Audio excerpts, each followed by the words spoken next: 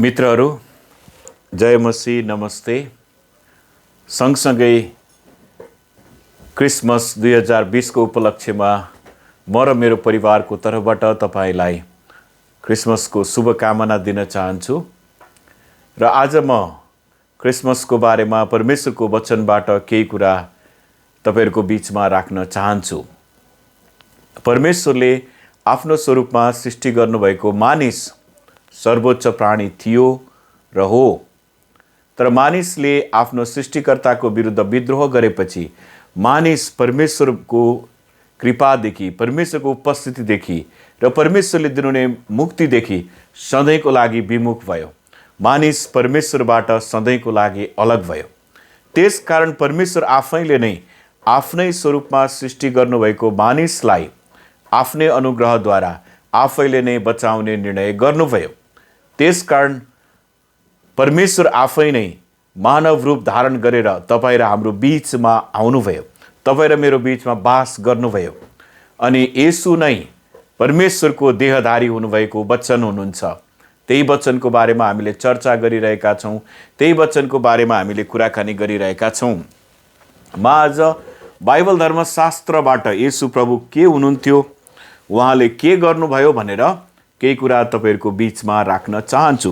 सुरुमा त म एउटा ठूलो विषय राख्न चाहन्छु। तपाईहरु सबैलाई थाहा छ, बाइबलमा प्रयोग नभएको शब्द त्रिएक परमेश्वर, तर बाइबलमा यो सिद्धान्त छ, बाइबलमा त्रिएक परमेश्वरको उपस्थिति देख्न पाइन्छ। र येशूको जन्ममा त्रिएक परमेश्वर नै कसरी सहभागी हुनुहुन्थ्यो, किनभने बाइबल धर्मशास्त्र हामीले पढ्दाखेरि संसारको सृष्टि अघिदेखि सृष्टि गर्ने, सृष्टिलाई संरक्षण गर्ने, मानिस जातिलाई उद्धार गर्ने र मानिस जातिलाई पछि अनन्तसम्म उहाँद्वारा बचाइएका मानिसहरूलाई आफूसँग सँगै राख्ने कुरामा त्रिएक परमेश्वरले नै एक साथ यो काम गर्नुहुन्छ, जुन कुरा हामी बाइबल धर्मशास्त्रमा पाउँदछौँ। अनि येशूको जन्ममा कसरी त्रिएक परमेश्वरले एक साथ यो काम गर्नुभयो, म बाइबलको एउटा पदबाट तपाईलाई पढेर सुनाउन चाहन्छु। लुका 1 को 35 मा यसरी लेखिएको छ। स्वर्गदूत र मरियमको बीचमा संवाद छ, कुराकानी छ। अनि स्वर्गदूतले आएर मरियमलाई अभिवादन भन्छन्। अनि त्यसपछि तिमीले चाहिँ परमेश्वरको पुत्रलाई जन्माउने छौ भनेर भन्छ। त्यो मरियमले भन्छन्, म त कन्या मान्छे हो नि, कसरी सम्भव छ, त्यो त नहुने कुरा हो। अनि त्यसपछि स्वर्गदूतले मरियमलाई भनेको कुरा यहाँ म पढ्न चाहन्छु। स्वर्गदूतले तिनलाई जवाफ दिएर भने, पवित्र आत्मा तिमीमा आउनुहुनेछ र सर्वोच्चका शक्तिको छाया तिमीमाथि पर्नेछ। यसै कारण जो जन्मनुहुनेछ उहाँ पवित्र अर्थात् परमेश्वरका पुत्र कहलाइनुहुनेछ। पवित्र आत्मा तिमीमाथि आउनुहुनेछ, सर्वोच्चका शक्तिको छाया तिमीमाथि पर्नेछ र जो जन्मनुहुनेछ उहाँ परमेश्वरका पुत्र कहलाइनुहुनेछ। त्रिएक परमेश्वर नै येशूको जन्ममा यसरी सहभागी। सर्वोच्चका शक्तिको छाया भनेपछि, सर्वोच्च भनेपछि परमप्रभु परमेश्वर, पिता परमेश्वरको छाया, पिता परमेश्वरको छायाद्वारा उहाँलाई गर्भधारण हुनेछ। पवित्र आत्माद्वारा उहाँको गर्भधारण हुनेछ भनेर हामी अर्को ठाउँमा पढ्न पाउँछौँ।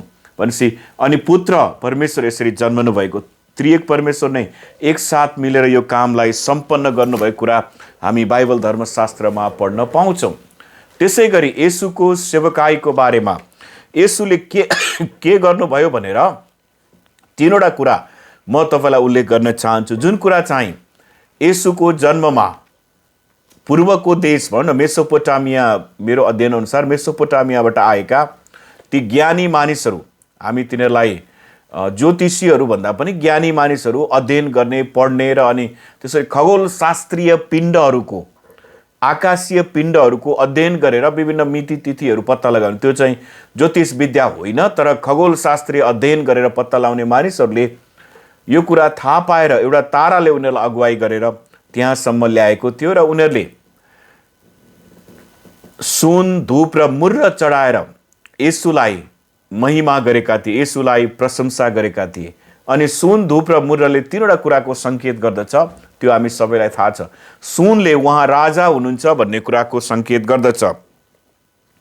अनि धूपले चाहिँ उहाँ हाम्रा पुजारी हुनुहुन्छ, किनभने येशूले पुजारीको काम गर्नुहुन्छ भनेर हामी पाउँछौँ। अनि अर्को मुर्र चाहिँ त्यो बेलामा मानिसहरू मरेपछि दफनको लागि, गाड्नको लागि त्यो लासलाई संरक्षण गर्ने, त्यो लेप बनाउने एउटा वस्तु थियो। त्यसरी त्यसले चाहिँ उहाँको मृत्युको सङ्केत गर्दछ। त्यसकारण येशू प्रभु राजा हुनुहुन्छ, येशू प्रभु पुजारी हुनुहुन्छ, येशू प्रभु हाम्रो लागि क्रुसमा मर्नुभयो। अनि अर्को चाहिँ येशू प्रभु अगमवक्ता हुनुहुन्छ। अगमवक्ता भनेको भविष्यवक्ता। अनि पुरानो करारमा भविष्यवक्ताहरूले के गरे, येशू प्रभुले पनि त्यही गर्नुभयो। पुरानो करारमा भविष्यवक्ताहरूले के गर्थे? पहिलो काम चाहिँ उनीहरूले परमेश्वरको आदेश, परमेश्वरको सन्देश मानिसहरूलाई बताउने काम गर्थे। अनि येशू प्रभुले परमेश्वरको सन्देश मानिसहरूलाई, परमेश्वरको सुसमाचार मानिसहरूलाई बताउनु भयो। अनिखेर सँगसँगै उनीहरूले परमेश्वरको तर्फबाट मानिसहरूका प्रतिनिधिको रूपमा उनीहरूले काम गर्थे। अनि येशू प्रभु आफै नै परमेश्वरबाट पठाइनु भएको व्यक्ति हुनुहुन्छ। परमेश्वर आफै नै मानिस भएर हाम्रा बीचमा आउनुभएको छ। अनि सँगसँगै उहाँले, अगमवक्ताहरूले, पुरानो करारको अगमवक्ताहरूले मानिसहरूको पाप देखाउने काम गर्थे। अनिखेर पाप देखाएर उनीहरूलाई पश्चातापको लागि आह्वान गर्थे। अनि येशू प्रभुले पनि त्यही नै गर्नुभयो। अनि त्यति मात्रै होइन, पुरानो करारका अगमवक्ताहरूले पापको लागि उम्किने बाटो देखाउने काम गर्थे। अनि येशू प्रभुले पनि मानिसहरूलाई तिनीहरूका पापबाट उम्कने बाटो देखाउनु भयो। अनि येशूले भन्नुभयो, उहाँलाई विश्वास गरेर, उहाँले क्रुसमा बगाउनु भएको रगतद्वारा स्थापना भएको नयाँ करारद्वारा हामी परमेश्वरको उपस्थितिमा प्रवेश पाउँछौँ। हिब्रूको पुस्तकमा लेखेको छ, उहाँको शरीरद्वारा भएर हामी परमेश्वर कहाँ प्रवेश गर्न पाउँछौँ। यो कुरालाई विचार गर्दा हामी एउटा निष्कर्षमा पुग्न सक्छौँ कि प्रियहरू, येशू प्रभु तपाईँ र हाम्रो अगमवक्ता हुनुहुन्छ। येशू प्रभुले अगमवक्ताको भूमिकामा काम गर्नुभयो। र दोस्रो चाहिँ उहाँ हाम्रो पुजारी हुनुहुन्छ, जुन कुरा हिब्रूको पुस्तक 5 अध्यायमा हामी पढ्न पाउँछौँ। अनि पुजारीको काम चाहिँ मानिसहरूको तर्फबाट परमेश्वरलाई बलिदान चढाउने थियो। अनि येशूले तपाईँ हाम्रो तर्फबाट, तपाईँ हाम्रो पापको लागि आफ्नो शरीर बलिको रूपमा परमेश्वरलाई अर्पण गर्नुभयो। त्यति मात्र होइन, येशूले पापको क्षमाको लागि अन्तर्विन्ती गर्नुभयो। जसरी पुरानो करारका पुजारीहरूले पाप क्षमाको लागि अन्तर्विन्ती गर्थे। अनि त्यति मात्र होइन, येशू प्रभुले मानिसको पापको लागि आफैलाई दिनुभयो। आफ्नै शरीरद्वारा उहाँले परमेश्वर कहाँ आफैलाई प्रस्तुत गर्नुभयो। अब पुरानो करारका पुजारी चाहिँ के भए? उनीहरूको समय आएपछि यस पृथ्वीमा उनीहरू छोडेर गए र सालिँदै भेटी चढाइरहने काम गरे। तर येशू प्रभुले, हिब्रूको पुस्तकमा लेखेको छ, येशू प्रभुले सधैँभरिको लागि एकैपल्ट सबै मानिसको लागि उहाँले पापको लागि मूल्य चुकाउनु भयो। पापको लागि उहाँ सधैँभरिको लागि बलि हुनुभयो।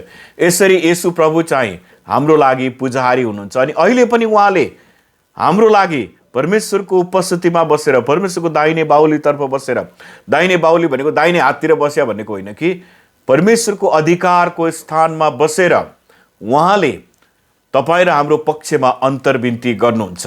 यसरी येशू प्रभु तपाईँ र हाम्रो अगमवक्ता हुनुहुन्छ। येशू प्रभु तपाईँ र हाम्रो पुजारी हुनुहुन्छ, किनभने येशू प्रभुले तपाईँ र हाम्रो लागि अन्तर्विन्ती गर्नुहुन्छ। बाइबलमा येशू प्रभुलाई राजा पनि भनिएको छ। येशू प्रभु तपाईँ र हाम्रो राजा पनि हुनुहुन्छ। अनि कुनै पनि राजा हुनलाई राजा मात्र एक्लै भएर हुँदैन, प्रजा पनि हुनु पर्यो, जनता पनि हुनु पर्यो। अनि उहाँलाई विश्वास गर्ने मानिसहरू चाहिँ उहाँका मानिसहरू, उहाँका जनताहरू हुन्। अनि त्यो 11-12 जना मछुवारोबाट सुरु भएको उहाँको विश्वास र उहाँमा विश्वास गर्नेहरूलाई चेला बनाउने काम चाहिँ अहिले पनि संसारभरि निरन्तर चलिरहेको छ। अनि उहाँले अहिले पनि करोडौँ मानिसहरूको बीचमा राज्य गर्नुहुन्छ। तर उहाँको राज्य हामीले देखेको जस्तो भौतिक राज्य होइन। येशू प्रभुको राज्य चाहिँ आत्मिक राज्य हो, आध्यात्मिक राज्य हो। यो चाहिँ परमेश्वरको राज्य हो। येशू प्रभु यस संसारको होइन, तर येशू प्रभु चाहिँ परमेश्वरको राज्यको राजा हुनुहुन्छ। उहाँले सदैव मानिसहरूको हृदयमा शासन गर्नुहुन्छ। उहाँलाई विश्वास गर्ने, उहाँलाई आज्ञा पालन गर्नेको। त्यति मात्रै होइन, उहाँ भविष्यमा राजाको रूपमा आउँदै हुनुहुन्छ। पहिले उहाँ आजभन्दा 2000 वर्ष अगाडि उहाँ बालकको रूपमा जन्मिनुभयो। उहाँ जन्मिँदाखेरि त्यो बेलाको राजा पनि बेचैन भयो, किन अर्को राजा जन्मियो र त्यो राजालाई छटपट पर्यो। त्यसले के बुझाउँछ भनेदेखि उहाँ जन्मिँदा पनि राजा नै हुनुहुन्थ्यो भन्ने कुराको रिकग्निसन, त्यो किसिमको पहिचान उहाँको भइसकेको थियो र उहाँ आउनुहुँदा पनि राजाकै रूपमा आउनुहुनेछ। अब आउनु हुँदाखेरि उहाँ राजाको रूपमा आउनुहुनेछ र उहाँले राजाको रूपमा सधैँभरि शासन गर्नुहुनेछ। तीनवटा कुरा मैले येशू प्रभुको बारेमा तपाईँलाई बताएँ। उहाँ हाम्रो अगमवक्ता हुनुहुन्छ, किनभने उहाँले परमेश्वरको सन्देश हामीलाई ल्याउनुभयो र हाम्रा पापबाट उम्कने बाटो उहाँले हामीलाई देखाउनुभयो र परमेश्वरको आज्ञाकारी हुन हामीलाई सिकाउनुभयो। उहाँ हाम्रो पुजारी हुनुहुन्छ, किनभने उहाँले हाम्रो पक्षमा परमेश्वरसँग अन्तर्विन्ती गर्नुहुन्छ र अहिले पनि निरन्तर त्यो काम गर्नुहुन्छ। सँगसँगै उहाँ तपाईँ र मेरो राजा हुनुहुन्छ अनि येशू प्रभुले परमेश्वरको राज्यमा राज्य गर्ने राजा हुनुहुन्छ। अनि मलाकीको पुस्तक आज एउटा कुरा भनेर तपाईँलाई टुङ्ग्याउन चाहन्छु। येशू प्रभुको बारेमा आशा लाग्दो कुरा, एकदमै महत्त्वपूर्ण कुराहरूमध्ये एउटा कुरा चाहिँ उहाँ धार्मिकताको सूर्य हुनुहुन्छ।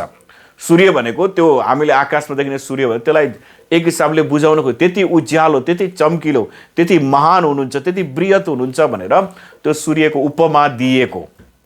अनि मलाकी 4 अध्यायमा येशू प्रभुको बारेमा भविष्यवाणी गर्दै गर्दा यसरी भनेको छ, उहाँमा आशा राख्ने र उहाँमा विश्वास गर्नेहरूको लागि चाहिँ धार्मिकताको सूर्य आफ्नो पखेटामा आरोग्यता लिएर उदाउनेछ। भनेपछि पखेटा भनेको जुन फिजाउने कुरा, अनि उहाँमा आरोग्यता छ। हाम्रो आरोग्यता भनेको चङ्गाई, निको वाई, यी सबै कुरा उहाँमा छ। तपाईँ हाम्रो शरीरको लागि, तपाईँ हाम्रो आत्माको लागि उहाँमा आरोग्यता छ। दुःख कष्ट पापद्वारा थिचिएका मानिसहरूको लागि येशूमा शान्ति छ। येशूमा विश्वास गरेपछि हामी परमेश्वरको सन्तान बन्छौँ अनि येशू प्रभु हामीलाई बचाउन आउनुभयो। योहन्ना 3:16-17 लेखिएको छ, परमेश्वरले संसारलाई यस्तो प्रेम गर्नुभयो कि उहाँले आफ्नो एकमात्र पुत्र दिनुभयो ताकि उहाँमाथि विश्वास गर्ने कोही पनि नाश नहोस् तर त्यसले अनन्त जीवन पाओस्।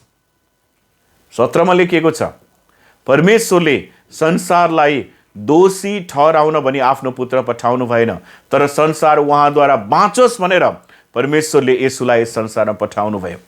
अनि आज नेपालमा मात्र होइन, सारा संसारभरि नै क्रिस्चियनहरू यो कुरामा रमाइरहेका छन् कि परमेश्वरले मानव जातिलाई प्रेम गर्नु भएर आफ्नो पुत्रलाई यस संसारमा मानव जस्तै बनाएर पठाउनु भयो ताकि उहाँले आफ्नो पवित्र बलिद्वारा परमेश्वरकै स्वरूपमा बनिएको मानिसलाई उहाँमा फेरि मिलाउन सक्नु भएको होस्।